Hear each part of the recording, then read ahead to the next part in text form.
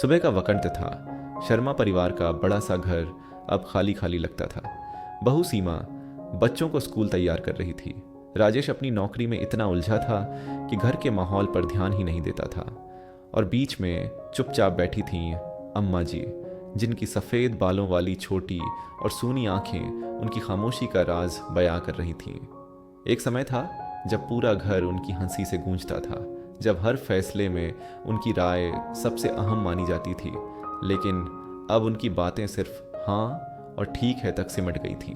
सीमा कभी कभी सोचती कि अम्मा जी क्यों इतनी चुप रहती हैं, पर कामकाज की भागदौड़ में पूछने का वक्त ही नहीं मिलता। अम्मा जी का कमरा अब घर के एक कोने में सिमट गया था, जहां वे पुरानी तस्वीरों को निहारते रहते और धीरे धीरे खुद से बातें करते।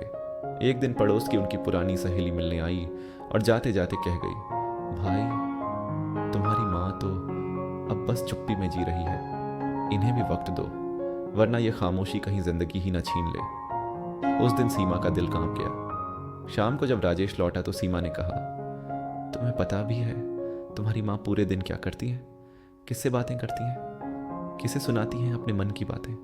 राजेश ने चिढ़कर कहा, अरे माँ को क्या कमी है, खाना पीना सब ठीक है ना। लेकिन रात को जब वह पानी लेने उठा तो उसने माँ को रोते हुए सुना, हे भगवान, मैंने सबके लिए सब छोड़ा, पर आज किसी के पास मेरे लिए 2 पल भी नहीं है। राजेश के दिल में सन्नाटा उतर गया। अगले दिन उसने ऑफिस से छुट्टी ली और माँ को बाहर घुमाने ले गया।